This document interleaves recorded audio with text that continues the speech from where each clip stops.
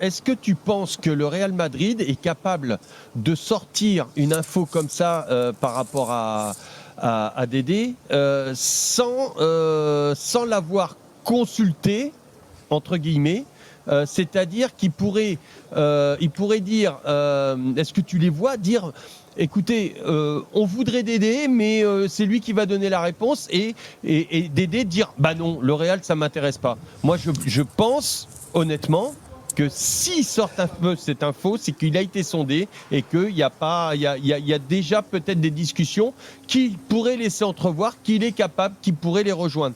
Parce que je ne vois pas, moi personnellement, je ne sais pas ce que tu en penses, mais le Real Madrid entendre de la bouche de Didier Deschamps, ah non, le Real Madrid, ça ne m'intéresse pas.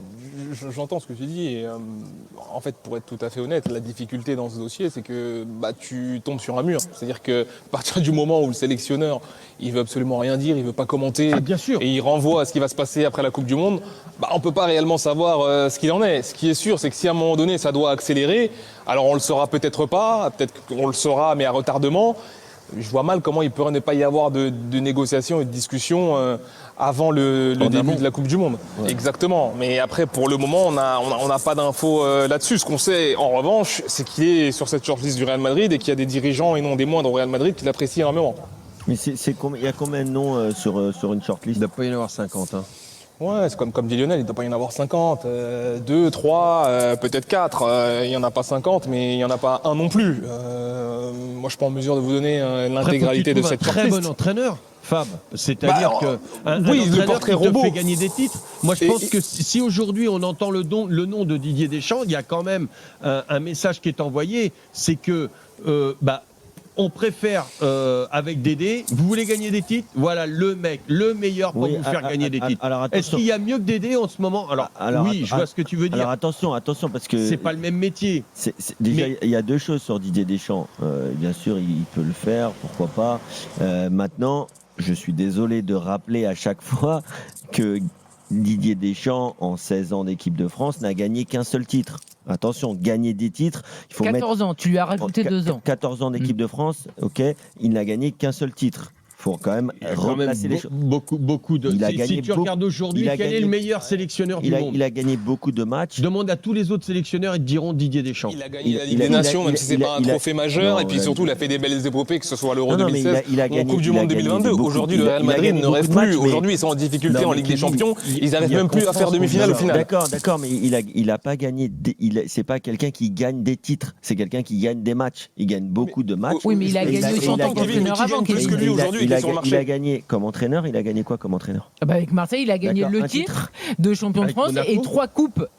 Avec Monaco, quoi Coupe de la Ligue 2003. Coupe de la Ligue. Oui, mais avec Marseille, c'est le dernier rock qui a fait gagner derrière, Marseille. ils n'ont plus rien gagné. Avant, ils avaient. D'accord, mais messieurs, dames, on parle du Real Madrid, là. On ne parle pas de gagner une Coupe de la Ligue, de faire une finale de Ligue des Champions avec Monaco, ce qui était excellent. Oui, mais qu'est-ce que ça veut dire, Kevin ? Ça veut dire que c'est un entraîneur moyen, Didier Deschamps ? Ou de gagner un titre de Série B. Je ne suis pas en train de te dire que c'est un entraîneur moyen. Je n'ai jamais dit ça. Je t'ai dit que tu nous parles de Coupe de la Ligue et de Série B. Aujourd'hui, quel entraîneur sur le marché quand Lionel, est libre ?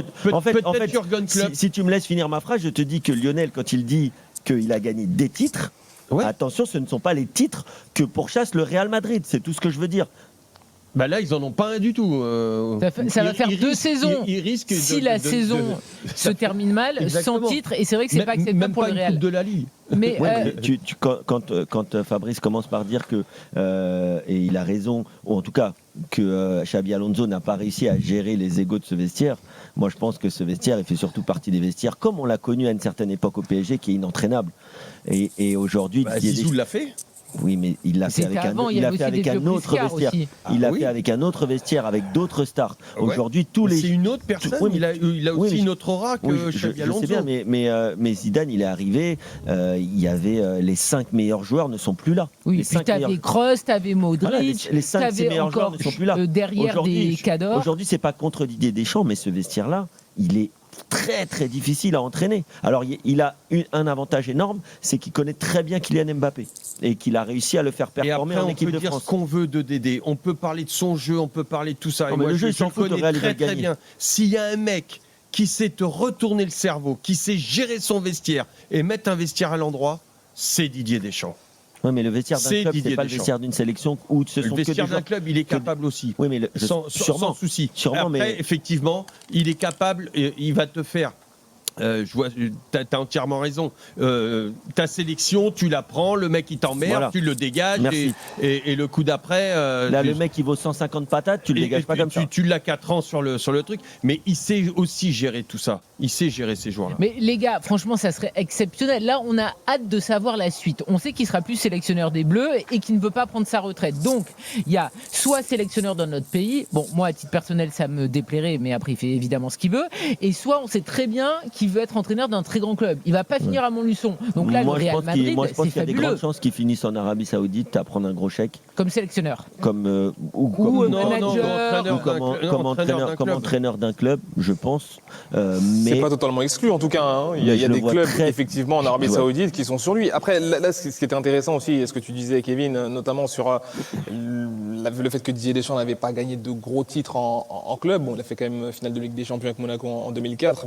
Tu me diras qu'il n'a pas gagné, tu n'as pas tort, mais justement, ça peut faire partie justement d'un de tes objectifs d'aller chercher cette Ligue des Champions avec un club, et peut-être que le Real Madrid, c'est justement le club dans lequel on a le plus de chances de la gagner. Bien sûr, même si on sera tous d'accord que le football de 2004, avec les bonhommes qu'il avait à l'époque et les personnalités, c'est pas les mêmes qu'aujourd'hui. Oui, mais il n'est pas décroché parce qu'il est sélectionneur des Bleus et il l'a expliqué. Il est arrivé quand même à s'adapter à toutes les générations. C'est-à-dire que le football, effectivement, même de 2012, quand il prend les Bleus, et de 2026, c'est plus du tout le même. Mais il est arrivé à créer des liens avec tous les joueurs. Ce qu'a dit Lionel, c'est prépondérant. Il choisit les mecs. Et le mec, s'il ne suit pas la ligne, il ne va pas le choisir la fois d'après. Et il a laissé des. Si tu as un joueur à gérer qui a 50 contrats, c'est pas la même chose. Non, mais d'accord, mais sauf que il n'a pas non plus les mecs les plus faciles du monde. Parce que je veux dire, les Chouameni, les Mbappé, les Olysée, tous, en fait, ils jouent dans les plus grands clubs. C'est pas toutes des bonnes pattes qui disent amène Deschamps. C'est des bons gars. Non, mais d'accord, mais enfin, c'est pas juste des mecs qui disent ah merci de nous prendre en sélection nationale. C'est tous des égos surdimensionnés. Ouais, mais j'ai eu la chance de côtoyer des très grands entraîneurs qui ont entraîné des très grands joueurs. Et tous m'ont dit unanimement. Mais c'est facile d'entraîner ces joueurs-là parce que ce sont des grands. Ils s'entraînent tout seuls. Humainement, j'ai rien à gérer. Tu peux demander à Zizou, tu peux demander à Carlo, tu peux demander. J'ai eu aussi Gérard Rouillet quand il était à Liverpool. Arsène Wenger. Tous ces mecs-là, je peux t'en citer d'autres. Trapattoni, la même chose. Tous ces mecs-là m'ont tous dit, mais les plus difficiles à gérer, ce sont les joueurs de seconde zone qui se croient bons et qui ne deviendront jamais. Et ceux-là, et quand tu les as dans ton club, dans ton effectif, qu'ils ont un contrat de 4 ans, ceux-là, ils sont très, très compliqués à gérer parce que c'est eux qui te mettent la merde. Pourquoi ? Parce que 90% du temps, tu les mets sur le banc et une fois qu'ils sont sur le banc, ils ne sont pas capables de l'accepter. Or que les grands, tu peux même les mettre sur le banc, il n'y a jamais de souci. On accueille Yannick, supporter du Real. Salut Yannick. Bonsoir messieurs. Salut Yannick. Alors messieurs dames, hein, quand même ça serait. Oui, j'ai rajouté le dame à la d'accord, fin. J'ai pas entendu. Il est passé magnifique. Il est passé just. Il est passé, ric-rac. Yannick, toi qui es supporter du Real Madrid, est-ce que tu vois la présentation, donc Didier Deschamps, début août ou fin juillet, après la Coupe du Monde, présenté? Juste Karine, avant de laisser notre auditeur répondre, il faut quand même rappeler que le Real a fait encore match nul ce soir. Tout à fait, on va en parler avec Edgar Grelot dans quelques minutes, parce que c'est la cata du côté du Real. Edgar est même déjà avec nous. Edgar, tu es avec nous, tu vas écouter ce que va nous dire Yannick, supporter du Real. Yannick, ce mariage, est-ce que tu as envie d'y assister ou tu veux surtout pas le voir? Non, ça va aller, c'est bon. On passe déjà une saison suffisamment difficile. Mais non, après le souci de Deschamps. Alors Deschamps, ils prennent Deschamps pourquoi ? Parce que c'est la gagne un peu à la française, on voit ce que c'est. Mais Deschamps, en fait, c'est une espèce d'Ancelotti bis au final. Donc on a vu l'année dernière qu'Ancelotti, ça passait pas. Il faut pas un entraîneur comme ça. Là, attends, Ancelotti au Real, il a réussi, hein. Il y a bien une fin à toute histoire. Non, mais là, je parle de cet effectif avec les problématiques qu'il y a à l'intérieur. D'accord. C'est-à-dire les caractères, les postes, mélanger Vinicius Mbappé, où tu fais jouer Bellingham, enfin, tous ces trucs-là, c'est un vrai casse-tête, le truc. Et pour moi, il y a un seul entraîneur sur cette planète qui peut le faire, c'est Jürgen Klopp, en fait. C'est un mec qui va arriver, qui va avoir l'aura d'imposer des choses aux joueurs et qui a aussi des idées de jeu. Parce que le problème, c'est que, en plus, Deschamps, on sait que c'est quelqu'un qui ne fait pas de management, enfin, il fait du management en équipe de France parce que forcément il choisit les joueurs qu'il prend, mais il ne fait pas de management une fois qu'il a son groupe, comme on a vu avec des mecs comme Benzema et tout ça. Et là, en fait, au Real, tu choisis pas tes joueurs, tu choisis pas tes caractères. T'arrives et un jour, tu arrives à l'entraînement, on te dit, au fait, on a recruté un mec, c'est 100 millions, c'est point final, tu le mets, tu le joues, tu fais jouer point final. Donc, moi, j'y crois pas trop. Je pense que déjà, ça serait pas lui rendre service. Je pense qu'il devrait partir dans un endroit un peu plus calme. Et je pense que nous, il faut qu'on essaie de choper un mec. Ouais, pour moi, honnêtement, à part Jürgen Klopp, je vois pas qui c'est qui peut, cet effectif, cette équipe, elle est inentraînable là, en l'état, en ce moment-là. Donc pour toi, le profil parfait, et là on sera tous d'accord, évidemment, Jürgen Klopp, s'il arrive au Real Pour moi, Madrid, c'est on Klopp. serait tous excités de voir ça. Donc Didier Deschamps, ça serait le plan B, si je comprends bien. Bah, je sais pas le plan B, je sais pas ce qu'ils ont prévu de faire, parce qu'après, à mon Non avis, mais ils sont toi, plusieurs. selon tes goûts, c'est-à-dire que tu voudrais Ici à Klopp, Madrid, et c'est s'il y ce a que pas disent Klopp, la majorité des supporters. Hein. À moi, c'est le plan Qu'est-ce qu'ils numéro disent, L, Edgar le Bah, ils plan L. préféreraient. Leur choix idéal, ce serait évidemment Jürgen Klopp. Et après, maintenant, ils sont. J'ai parlé avec pas mal de supporters avant le match et c'était assez mitigé. Il y en a qui voient le vainqueur et qui sont contents de voir que c'est quelqu'un qui connaît les joueurs français. Il y en a d'autres qui sont un petit peu hésitants sur le style de jeu, notamment sur le côté, encore une fois, quelqu'un qui est réputé d'être plus un manager qu'un coach tactique. Mais en même temps, il y a eu un coach plus tacticien. On lui a pas donné sa chance avec Xabi Alonso. Donc, c'est évident qu'aujourd'hui, la direction va aller plutôt dans ce sens-là, je pense. Non, mais de toute façon, c'est ce qu'on dit et ce qu'on répète. La gestion du Real Madrid depuis 2 ans, elle est catastrophique. Elle est catastrophique dans le sens où c'est le plus grand club du monde. Ils choisissent un entraîneur qui a tout. Xavi Alonso, il avait tout pour réussir au Real. il pouvait caser Ouais. toutes les coches. Il pouvait caser toutes les coches. T'as un Merde. très beau jingle de l'after. T'as un Il pouvait cocher toutes t'as un les très beau jingle de l'after qui sera découpé même peut-être Oui, avant la fin de l'émission. Mais en tout cas, c'est vrai qu'il cochait toutes les cases. Et aujourd'hui, Bravo. et aujourd'hui, Tu l'as tenté derrière, Eh c'est oui. beau.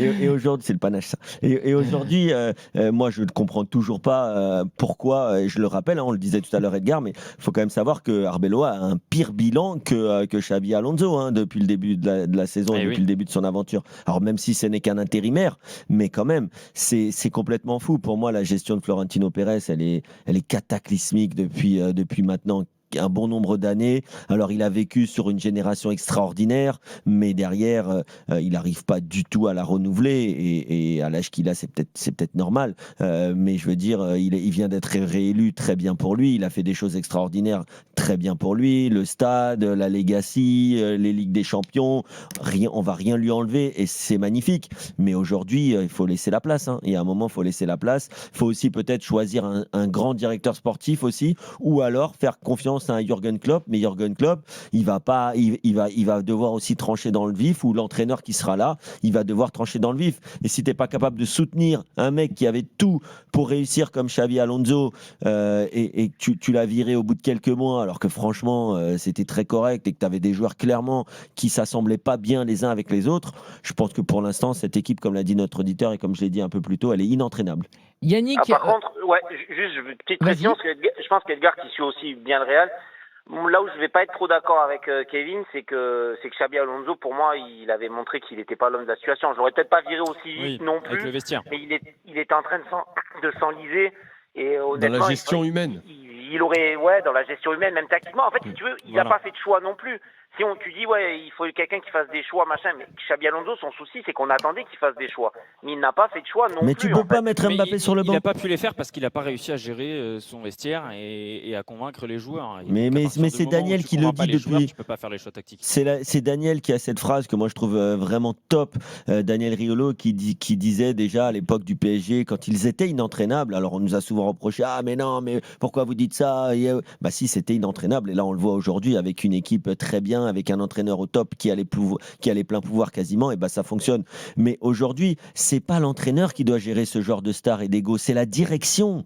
C'est la direction sportive, c'est la direction du club qui doit gérer les égos et les stars. Et comment elle gère les égos et les stars? En donnant les pleins pouvoirs à l'entraîneur. Mais Xavi Alonso, il n'avait pas les pleins pouvoirs. C'est pas vrai de dire ça. Donc, si tu lui donnes pas les pleins pouvoirs, si tu n'es pas capable de toi-même en tant que direction recadrer tes joueurs, et bah tu veux pas espérer que ton entraîneur puisse le faire. Merci Yannick d'avoir été avec nous sur RMC pour parler de cette information donc qui pourrait amener Didier Deschamps sur le banc du Real Madrid la saison prochaine. On reste avec toi Edgar, tu es donc encore dans les travées de Bernabéu, tu as assisté au match, un triste match, un but partout face à Gérone. On rappelle en plus que le but de Valverde c'est quand même une belle bouletasse du gardien de Gérone et c'est notre champion du monde 2018 qu'on avait un petit peu oublié, Thomas Lemar qui a égalisé. Et oui, et on vient de discuter avec lui en zone mixte. Alors déjà, je peux vous dire, il est très content visiblement de parler avec des médias français, super abordable, souriant. C'était vraiment sympathique de pouvoir échanger avec lui. Et lui, il nous disait à quel point ça lui faisait du bien aussi de marquer dans ce genre de rendez-vous,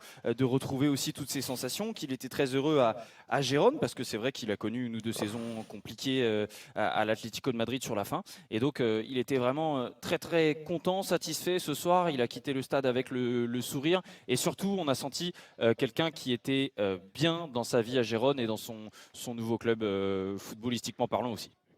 Par rapport au Real, parce qu'il faut qu'on en parle, là, il y a une saison qui se dessine encore une fois avec un fiasco total. Parce qu'en Ligue des Champions, le Bayern, on n'imagine pas trop une victoire à Munich cette semaine. En Liga, le Barça tend vers un nouveau titre national. Ça va être une catastrophe. Ah bah c'est sûr que là c'est compliqué. Ouais, si tu fais une deuxième saison d'affilée sans titre, ça change beaucoup de choses pour beaucoup de personnes. Je veux dire, évidemment pour le coach, il ne peut pas te permettre d'avoir cette saison sans titre, même si évidemment Arbeloa, il n'est pas responsable du début de saison ni de la saison passée. Mais la direction, elle va se sentir forcément obligée de montrer qu'elle réagit à ce deuxième échec potentiel.